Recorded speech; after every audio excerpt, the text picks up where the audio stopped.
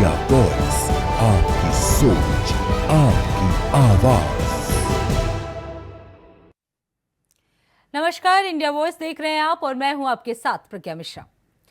आपको बता दें, उत्तर प्रदेश में चुनाव आते ही सभी राजनीतिक पार्टियां अपनी कवायद शुरू करती हैं। मायावती अपनी पार्टी को सक्रिय करने के मूड में हैं। वो ताबड़तोड़ बैठक कर कार्यकर्ताओं को अपने एजेंडे बता रही हैं। 2 विधानसभा चुनाव और लोकसभा में हार के बाद मायावती अब पस्त हो गई थी, लेकिन अब नए सिरे से पार्टी की कमान संभालने के मूड में है। वो गठबंधन की पिछली गलती दोहराना नहीं चाहती। कार्यकर्ताओं को सभी सीटों पर तैयारी करने का संदेश दे रही हैं। उनके हुंकार भरने से समाजवादी पार्टी और कांग्रेस में मातम पसर रहा है। आपको बता दें, 2027 के चुनाव में कांग्रेस और समाजवादी पार्टी एक बार गठबंधन करने का इंतजार कर रही है, पर मायावती ने अपने जन्मदिन पर यह संदेश देते हुए कहा कि इस बार विधानसभा चुनाव में कोई कसर नहीं छोड़ेंगे। वर्तमान में सभी समाज दुखी है और बसपा की सरकार चाह रहे हैं। इस बार गुमराह नहीं होना है। आपको बता दें, एक समय था जब दिल्ली तक बसपा ने धावा बोला था। राजस्थान, मध्य प्रदेश, बिहार, पंजाब, हरियाणा और उत्तराखंड तक बसपा का कोई ना कोई प्रतिनिधि चुन लिया जाता था। अब भले ही उसका दायरा सिकुड़ गया हो, लेकिन बसपा और मायावती को सिफर मान लेने की हिम्मत कोई नहीं कर सकता, ना सपा, ना बीजेपी और ना ही कांग्रेस।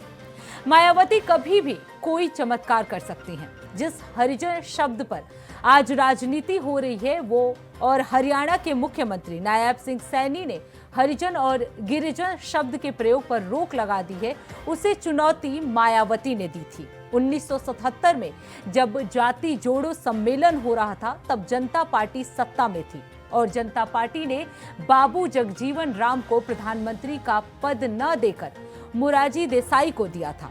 इससे दलित समुदाय के लोग काफी आहत हुए थे। ऐसे में जाति जोड़ो सम्मेलन हुआ, जिसमें मायावती भी पहुंची थी।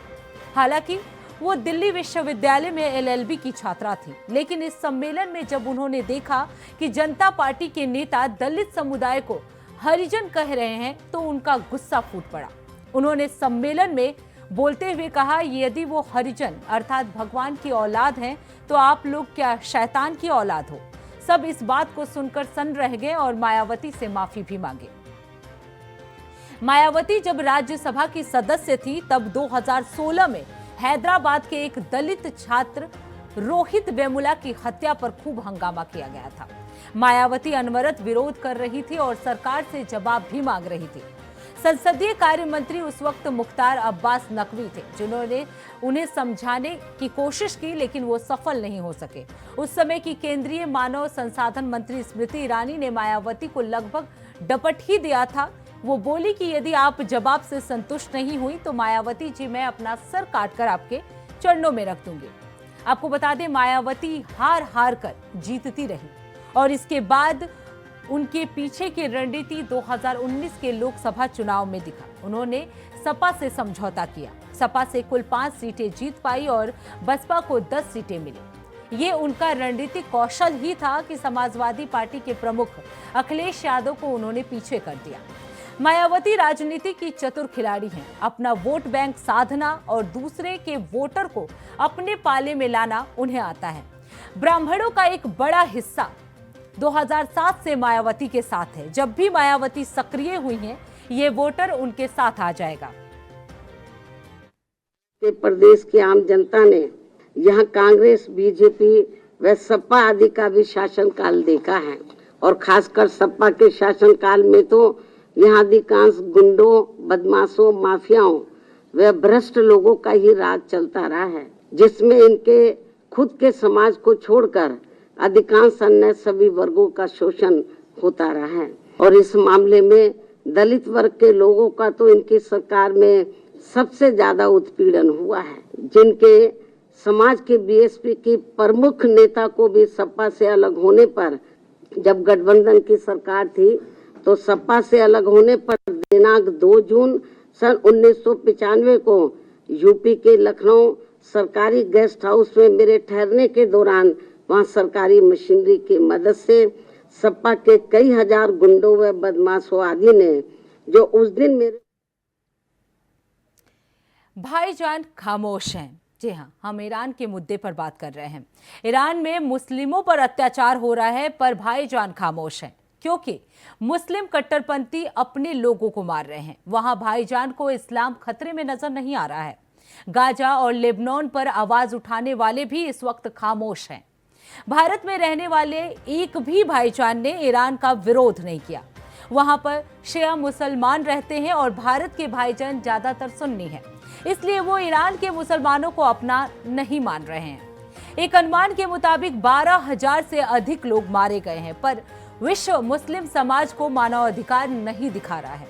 वहीं अगर भारत में छोटी मोटी घटना हो जाए तो भारत में मुस्लिम खतरे में पड़ जाते हैं। वो यूएनओ तक चले जाते हैं और अपनी बात कहते हैं। आपको बता दें, ईरान में 28 दिसंबर 2025 को आर्थिक नाराजगी से शुरू हुआ आंदोलन अब सबसे बड़े सिविल विरोधों में बदल चुका है। शुरुआत में राजधानी तेहरान के बाजारों और व्यापारियों द्वारा बढ़ती महंगाई, रियल मुद्रा के तेजी से गिरने और जीवन यापन कठिन होने के कारण विरोध दर्ज कराया गया था। लेकिन कुछ ही दिनों में ये विरोध पूरे देश में फैल गया और अब ये राजनीतिक स्तर पर सरकार और शासन प्रणाली के खिलाफ गहरी नाराजगी का रूप ले चुका है। देश की आर्थिक हालत पहले से ही खराब थी। अंतर्राष्ट्रीय प्रतिबंधों, कमजोर तेल निर्यात और दीर्घकालिक नीतिगत समस्याओं की वजह से मुद्रास्फीति यानी इन्फ्लेशन और बेरोजगारी गंभीर रूप से बढ़ गई थी। दिसंबर 2025 तक मुद्रास्फीति की दर यानी इन्फ्लेशन 40% से ऊपर हो गई और रियल की कीमत गिरकर ऐतिहासिक रूप से भी कम स्तर पर पहुंच गई, जिससे आम लोगों की खरीद क्षमता बिल्कुल नीचे गिर गई यानी धड़ाम हो गई। ये विरोध एक व्यापक सामाजिक आक्रोश में बदल गया, जिसमें विशेष रूप से युवा, व्यापारी, विद्यार्थी और जो घरेलू लोग थे वो शामिल थे। सरकारी नीतियों और सत्ता के संरचनात्मक ढांचे पर सवाल खड़े किए जा रहे हैं और कई जगहों पर लोग डेथ टू द डिक्टेटर जैसे नारे लगा रहे हैं।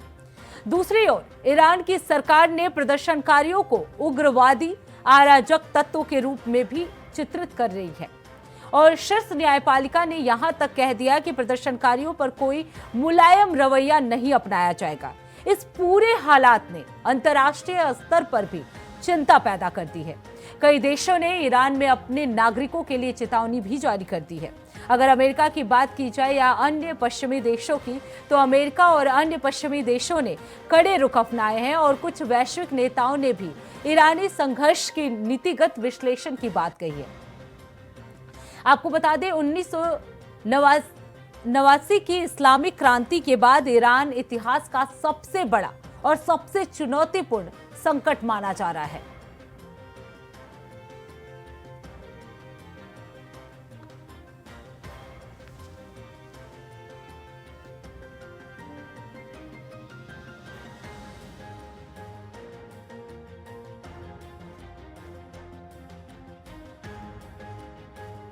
तो आपको बता दें, ईरान में मुस्लिमों पर लगातार अत्याचार हो रहा है, लेकिन कई देशों के मुसलमान जो हैं इसके लिए आवाज नहीं उठा रहे हैं।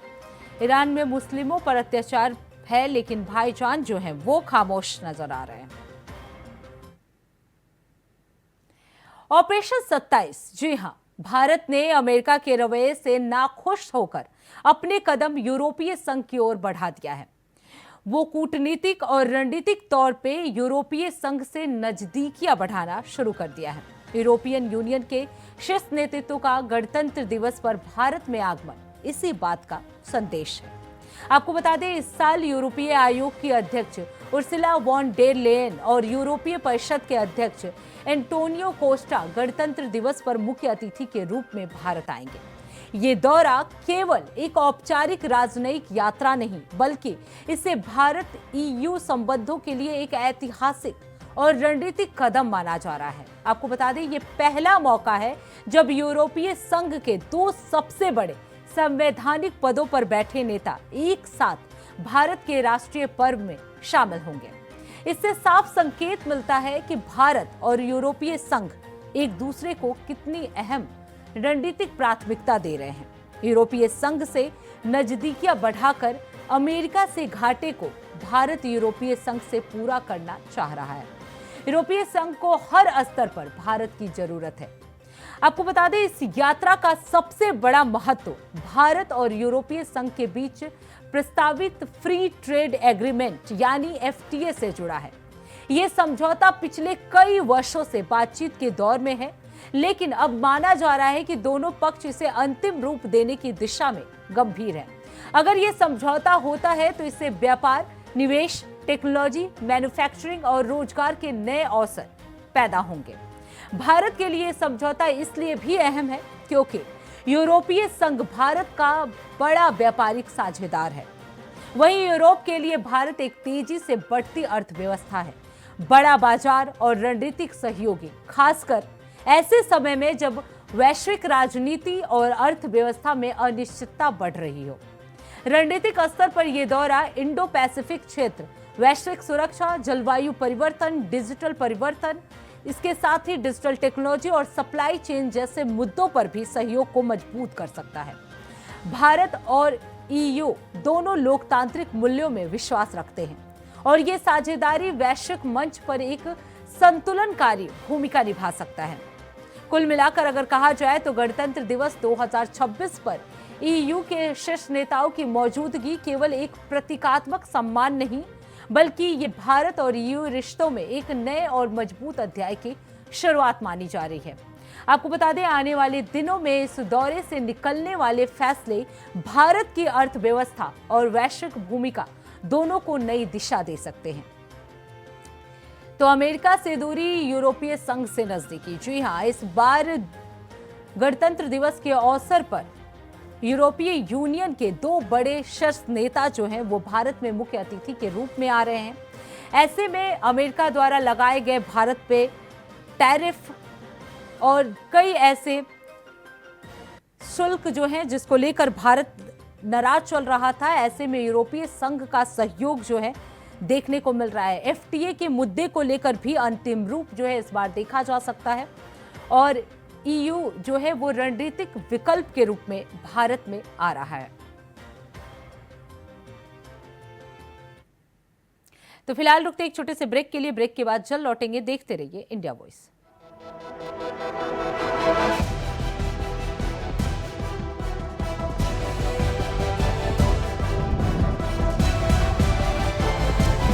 इंडिया वॉइस, आपकी सोच, आपकी आवाज। ब्रेक के बाद एक बार फिर आप सभी का स्वागत है। ट्रंप की दादागिरी, जी हां, एक बार फिर से अमेरिकी राष्ट्रपति डोनाल्ड ट्रंप की दादागिरी जो है वो सामने आई है। वेनेजुएला के बाद अमेरिका ग्रीनलैंड को लेने की बात कर रहा है।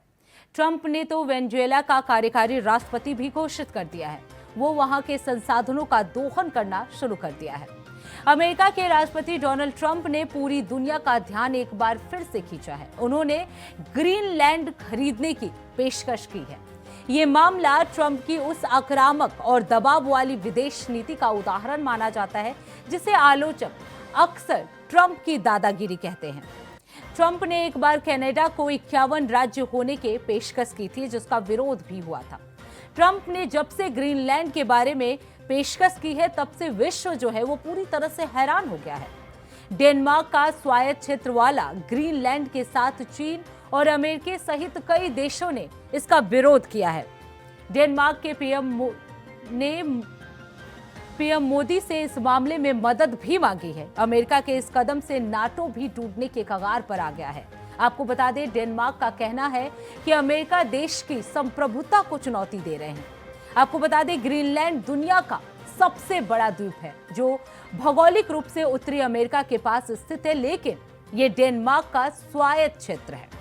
यहाँ की रणनीतिक अहमियत बहुत ज्यादा है, चाहे वो आर्कटिक क्षेत्र में सैन्य मौजूदगी हो, प्राकृतिक संसाधन हो या फिर चीन और रसिया पर नजर रखने की भू राजनीतिक जरूरत हो। साल 2019 में डोनाल्ड ट्रंप ने सार्वजनिक रूप से कहा कि अमेरिका ग्रीनलैंड को खरीदने में रुचि रखता है। यह बयान सुनते ही दुनिया चौंक गई। डेनमार्क ने इस प्रस्ताव को साफ शब्दों में बेतुका और असंभव बताया। लेकिन ट्रंप यही नहीं रुके। जब डेनमार्क के प्रधानमंत्री ने इस विचार को खारिज किया तो ट्रंप ने नाराज होकर डेनमार्क की आधिकारिक यात्रा ही रद्द कर दी। यहीं से ये मुद्दा कूटनीति से निकलकर दबाव की राजनीति में बदल गया। आलोचकों का कहना है कि ट्रंप ने एक संप्रभु देश और उसके क्षेत्र को लेकर एक ऐसा रवैया अपनाया है जिसे कोई रियल एस्टेट डील की बात हो रही हो। ये वजह है कि इसे अंतर्राष्ट्रीय स्तर पर अहंकार और दादागिरी का प्रतीक माना गया। ट्रंप के समर्थक हालांकि इसे अलग नजरिए से देखते हैं। उनका कहना है कि ट्रंप ने जो कहा वो अमेरिका के रणनीतिक हितों को ध्यान में रखकर कहा गया है।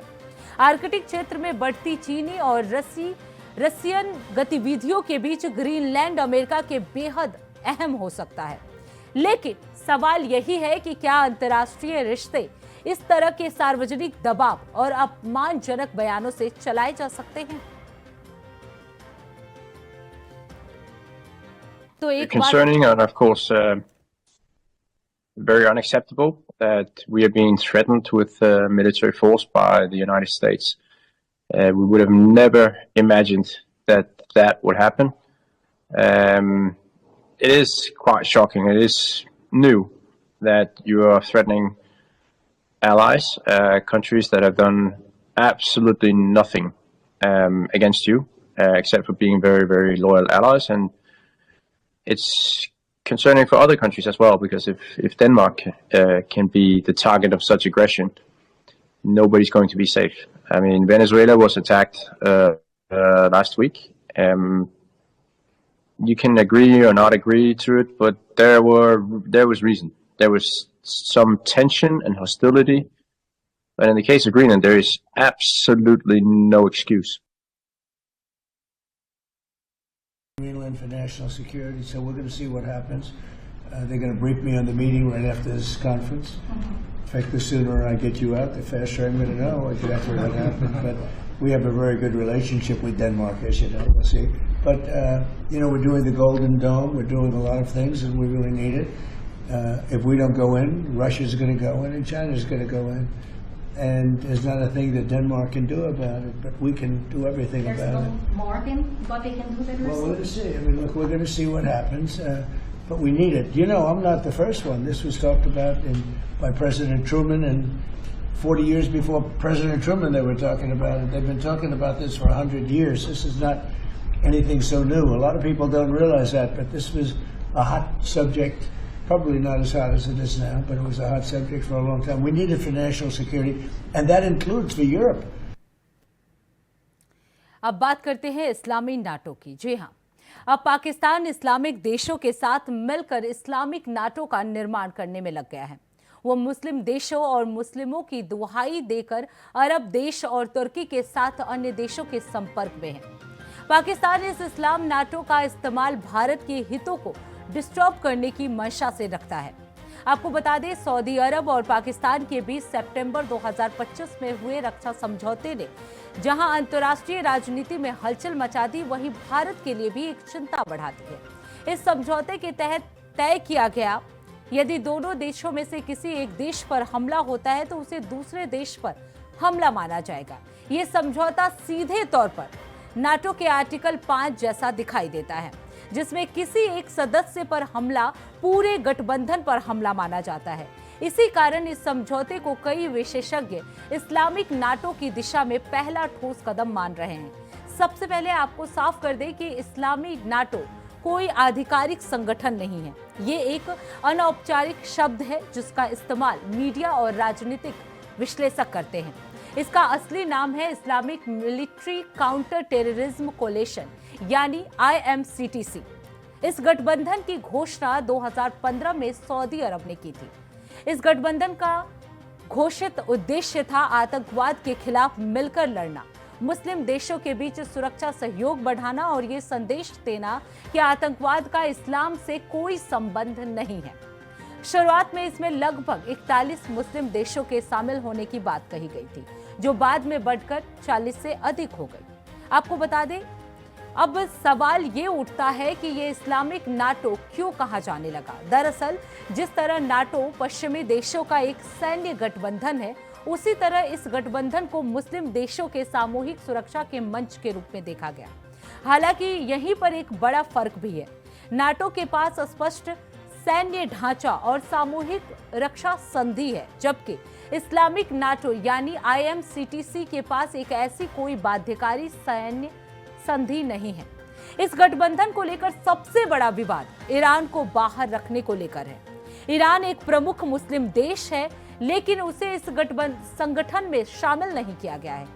इसी वजह से कई विशेषज्ञों का मानना है कि ये गठबंधन आतंकवाद से ज्यादा क्षेत्रीय राजनीति और सऊदी अरब ईरान प्रतिद्वंद्विता से जुड़ा हुआ है। आलोचकों का कहना है कि ये एक तरह से सुन्नी देशों का ब्लॉक बन चुका है, जो शिया बहुल ईरान को संतुलित करने की रणनीति का हिस्सा है। पाकिस्तान की भूमिका भी इस मुद्दे पर चर्चा में रही है। शुरुआत में पाकिस्तान ने इस गठबंधन का समर्थन किया, लेकिन ईरान के साथ अपने संबंधों को देखते हुए वो पूरी तरह से सक्रिय नहीं हुआ। बाद में पाकिस्तान के पूर्व सेना प्रमुख राहिल शरीफ को इस गठबंधन का सैन्य प्रमुख बना दिया गया, जिस पर पाकिस्तान के अंदर भी राजनीतिक बहस हुई। इस्लामिक देशों से मिलकर बना इस्लामिक नाटो ये एक औपचारिक रूप से कोई गठबंधन या संगठन नहीं है, लेकिन माना यही जा रहा है कि मुस्लिम देशों का यह एक सामूहिक संगठन है। भारत के हितों को डिस्टर्ब करने की मंशा से पाकिस्तान जो है इसमें शामिल हो रहा है, जिसमें साफ तौर पर कहा गया है कि अगर किसी देश पर या किसी भी मुस्लिम देश पर अटैक होता है तो पूरे इस्लामिक कंट्री पर अटैक माना जाएगा।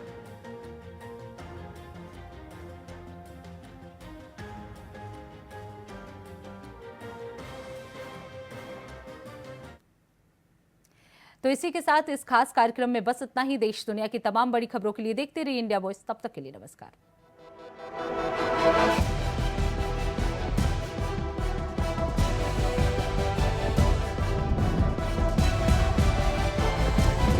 इंडिया वॉइस, आपकी सोच, आपकी आवाज।